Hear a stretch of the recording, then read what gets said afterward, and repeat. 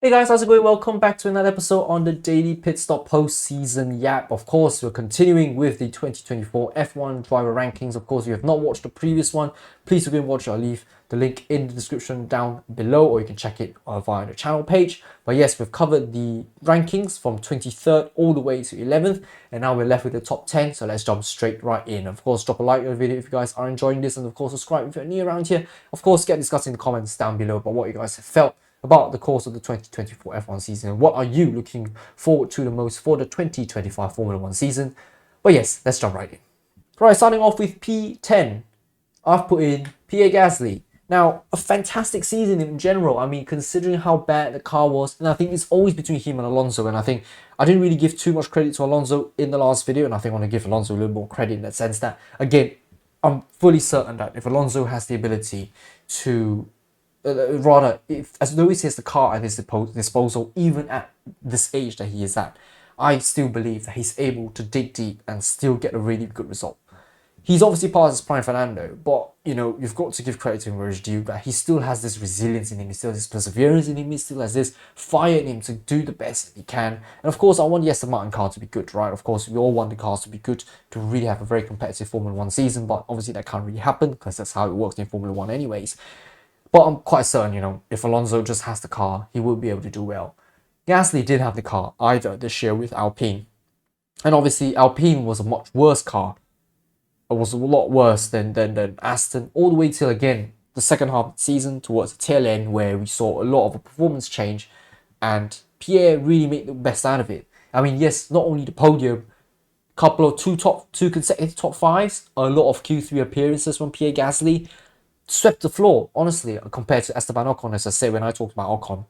And, you know, we've got to give credit to Pierre that this is a Pierre that I think we would love to see, and we are seeing it right now. We really hope he can continue to bring this in next season and try to give, you know, words of advice to Jack Doohan. Give Jack Doohan a little bit of tips here and there to help, you know, develop Jack Doohan to be a pretty decent driver. I don't really know much about Doohan, and I don't know how he's going to perform next year. He's, like, to me at least, a wild card of how he's going to perform. But of course, my concern would be that if Alpine don't have the car again next year, what does that do to Pierre's performance as a driver and his ability to perform in the car?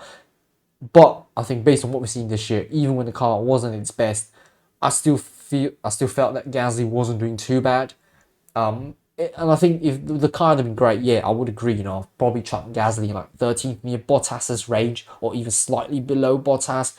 I just felt Bottas has done exceptionally well with the kick Sauber that he's had. I think not many drivers can do that. Obviously, Joe showed that he couldn't do that, he himself. But yeah, Pierre just had a very, very good season, in my opinion. We've got to give credit where it's due for him. I just hope, you know, he brings his form into next season, and if the car's competitive, we could see a Pierre that, again, could really, really surprise the world next year. Right, in P9, Yuki, honestly, as I said, you know, I still believe that Yuki deserves to be in Red Bull, 100%. Based on what I've seen out of Yuki Tsunoda this year, he's been as consistent, I think, as you can get. Yes, the RB car wasn't good. Yes, the RB didn't finish at where I think a lot of them would have expected RB to finish. Maybe slightly higher. They were in sixth at some point for quite a bit, actually, until it didn't happen. But I still felt that Yuki Tsunoda had a sublime season in general. If you look at his races this year, it's been very, very good. Multiple Q3 appearances, multiple on the fringes of points. Again, he has been this good, consistent. And I genuinely think that if he was in a Red Bull seat, or if he is in a Red Bull seat, I'm fully certain, yes, he's probably not going to challenge Max Verstappen for sure. But I believe he's going to really ensure that he does his best to get performance out of that car. I think this is something Yuki can do. Obviously, what has happened has happened. He didn't get a Red Bull seat. Still in RB next year against Isaac Hadjar. One should agree with me to say that the expectation on Yuki next year is just to whack Isaac Hadjar.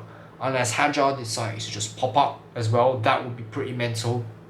But I just don't think that's going to happen, honestly. Maybe the faith in Yuki is very, very high, but yes, I really genuinely believe that Yuki Tsunoda would be able to perform extremely well next year. That fire in him, that anger that has been built in him, he's gonna really show to the world what he's capable of and put himself in the shop window for other teams to snap him up. Obviously, I think he's probably leaning towards Aston Martin. Maybe when Alonso does retire in 1 or 2 years, then that's when Yuki could get in.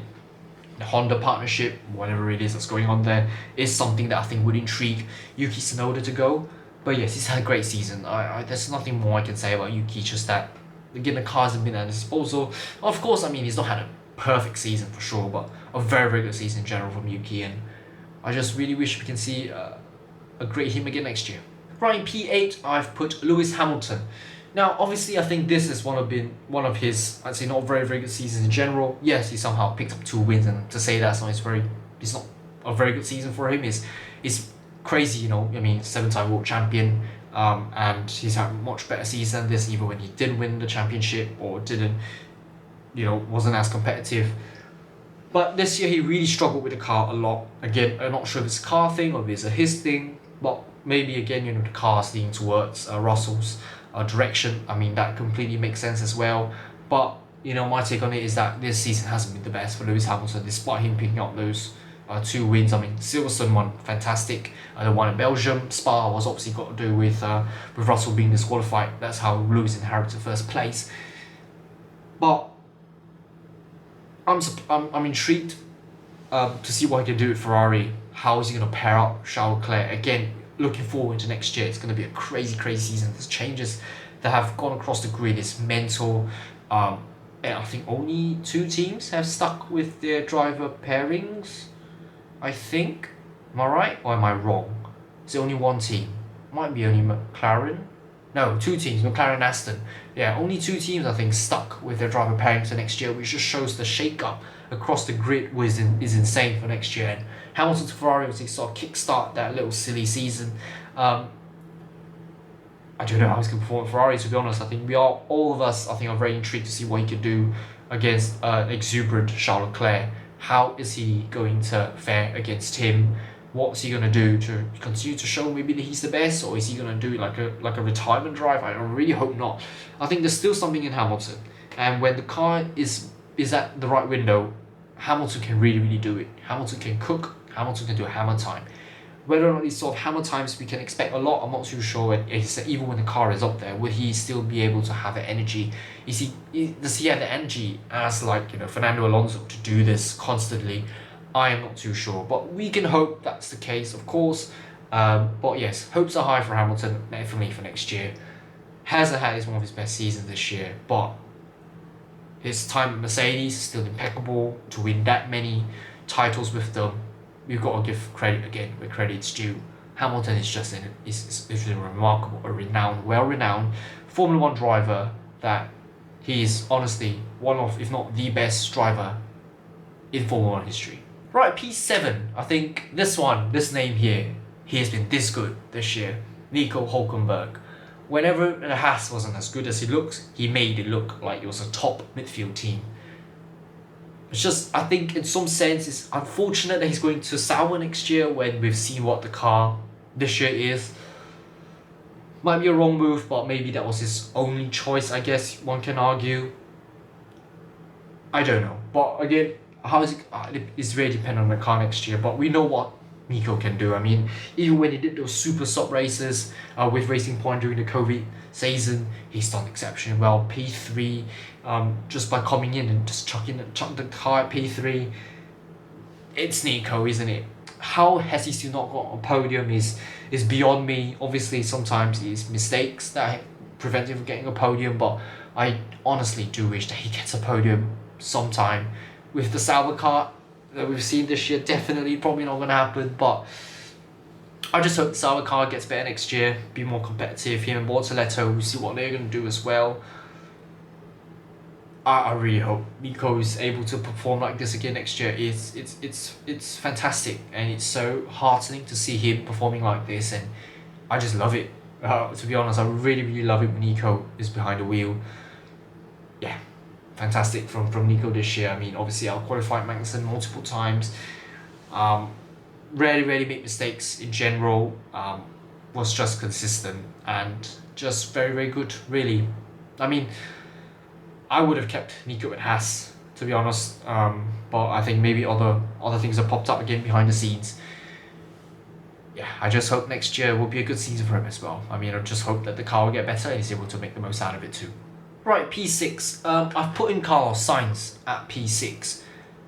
I think Sainz has had a relatively good season.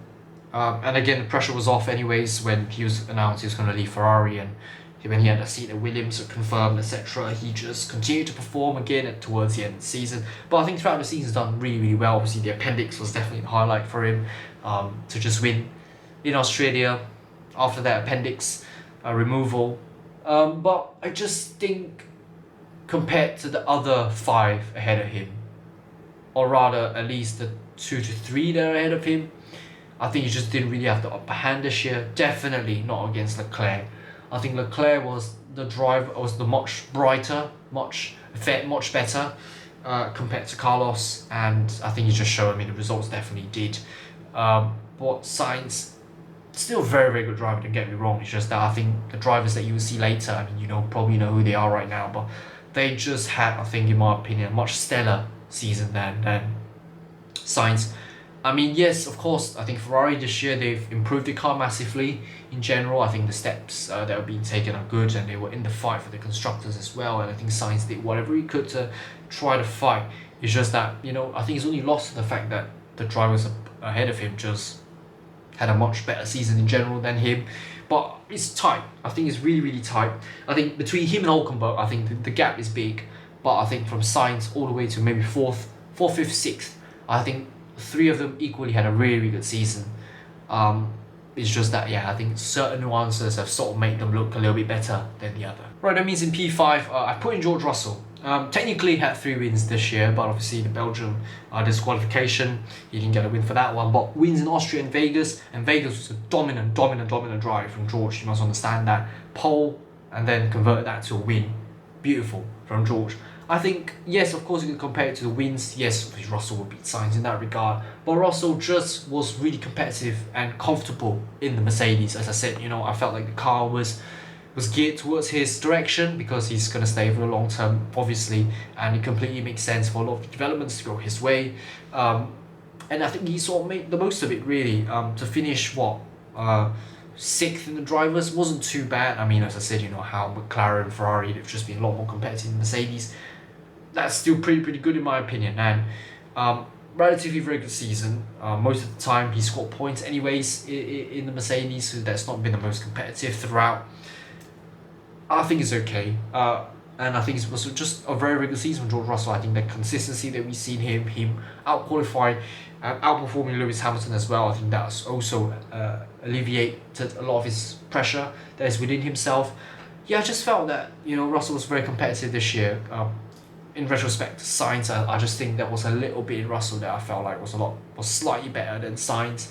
But of course, I think Russell has been a little bit blamey, like to blame, and obviously his clash and problems with Max. I mean, that's between both of them. But I think he needs to be a little bit more careful. I think his racecraft is okay. I just think his awareness isn't the best. I think, to be fair, they both go hand in hand, but I just felt that he just needs to be a lot more careful of the way he drives, to not crash and blame the other driver when it was clearly his fault. But still, I think Russell's performance in general this year has shown that he's as good a driver as he is. That 3 years spent in Williams might sound like a shame, but maybe that has also managed to develop him into a driver that's very, very consistent.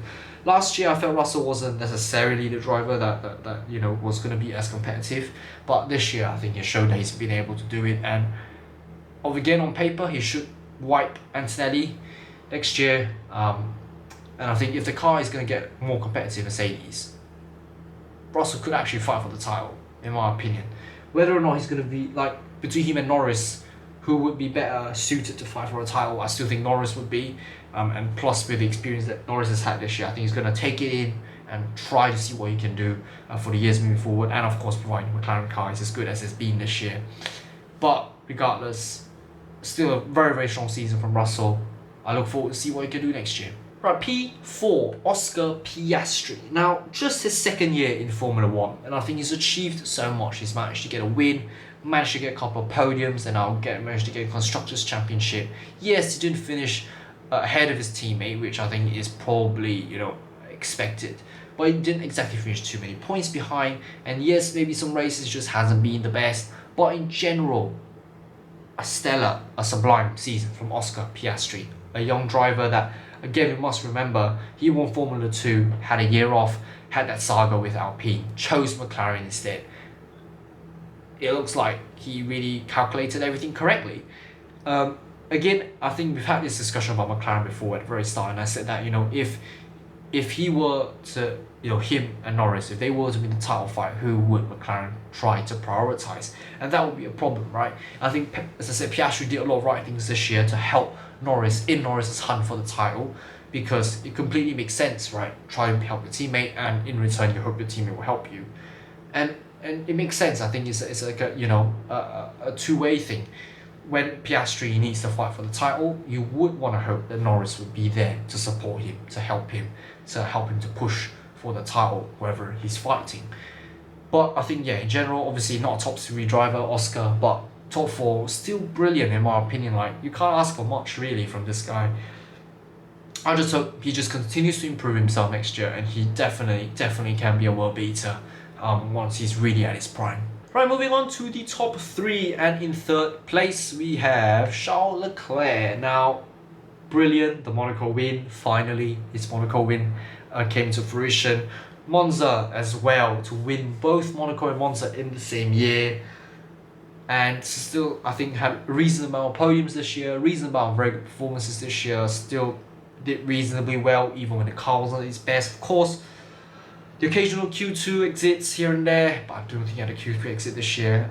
But yes, a couple of Q2 exits, but in general, very, very consistent. I don't really remember when it was this crash, when he crashed this year. I'm not too sure if he crashed multiple times, maybe at most once or twice. Like, he's gotten a lot better. Last few seasons, he's crashed a lot more. Maybe he crashed a lot this year, I just can't fully remember. It's not coming to my head right now. But last few seasons, he was a lot more crash happy. And I think he's learned a lot, developed a lot. And I think if the Ferrari car had been better, again, there could have been that fight. And he was really close to Lando anyways in the drivers, in my opinion. So, still in general, a stellar season. A brilliant season for Charles Leclerc. We just know what Charles Leclerc can do. And don't forget, he's tried to take it to Max for the title. And obviously, he failed because of his mistake as well. And I hope he's learned from that. And it's equally the same with Lando Norris, really. I think this year, it's like emulating a little bit of a Leclerc, whereby tried to go up against a world drivers champion, and obviously it didn't work out. So dig deep again, got to figure out ways to make it better for yourself. And that's essentially it really from Charles Leclerc this year, and from Lando. But as for Charles Leclerc, I think if next year the Ferrari car is very competitive, I mean, it's got to be better than Hamilton for sure. And I think expectation is there considering how many years Leclerc's been at the team.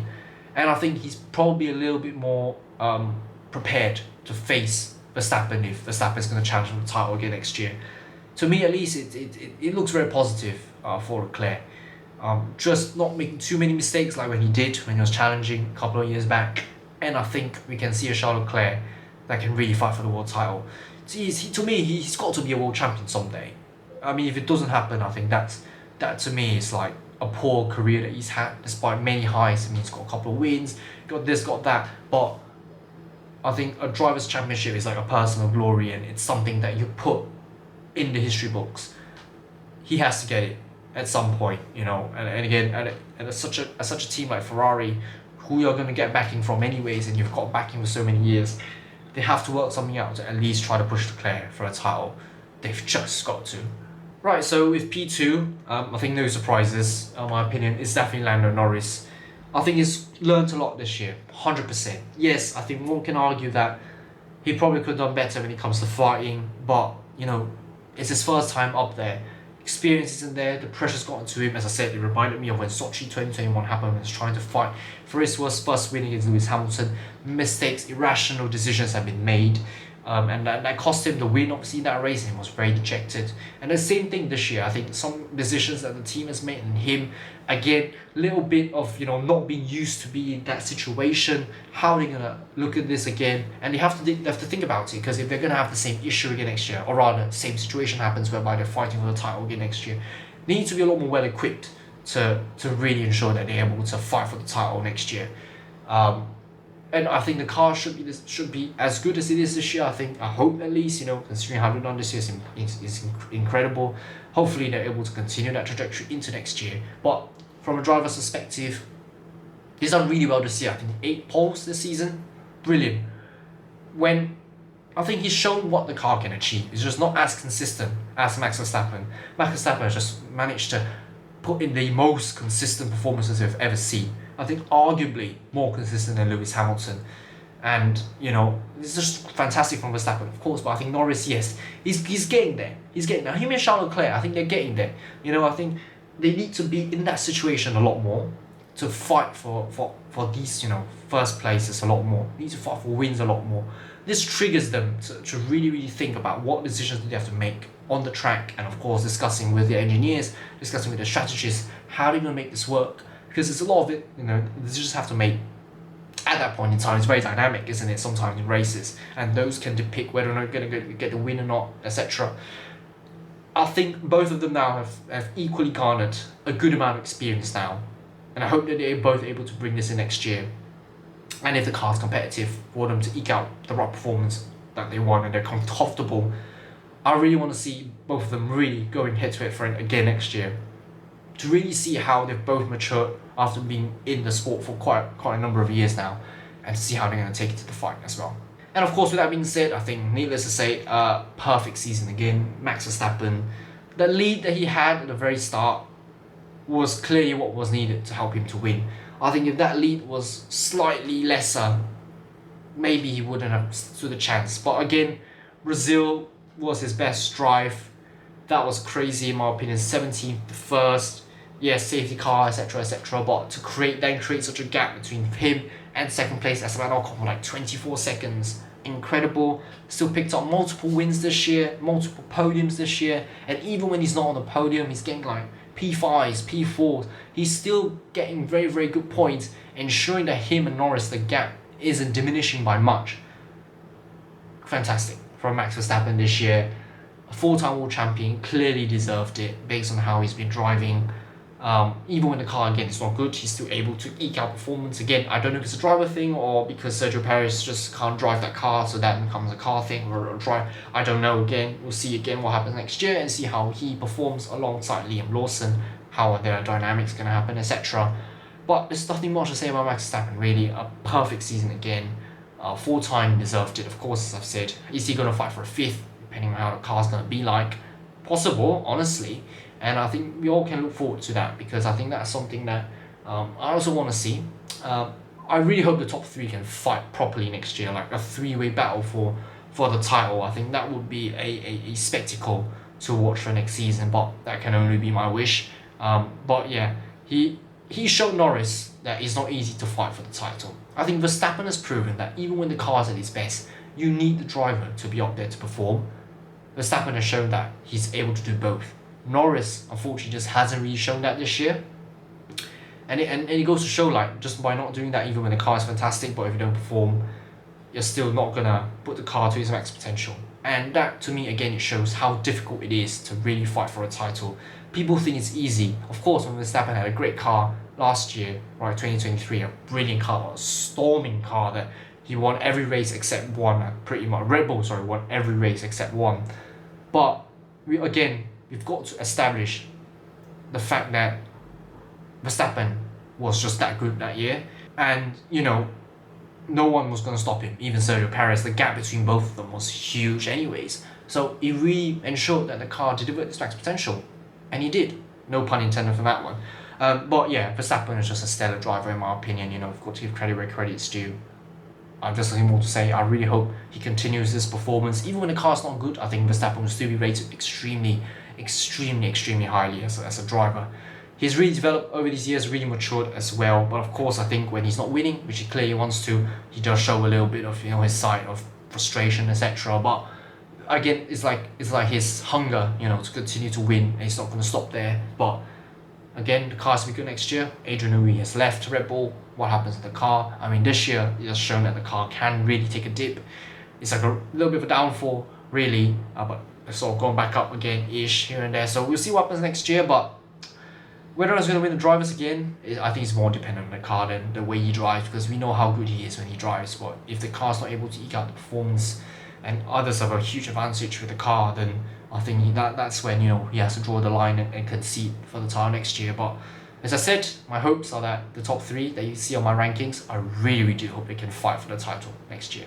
But there we go, guys. Thank you very, very much for watching. I mean, it's been a very long season, a really, really fun season. I mean, I could talk more about it, but I realized I don't really want to elongate videos because that would be pretty crazy. But I hope I've covered most of what I needed to cover, and I think I've covered a lot of the main points as well. Of course, get discussing in the comments down below. I'll try to comment, I'll try to reply, and I'll try to respond to you. And of course, drop a like if you guys have enjoyed this video as well. And of course, subscribe if you are new around here. Thank you very much for watching this one. I'll see you guys next time. Until then, goodbye.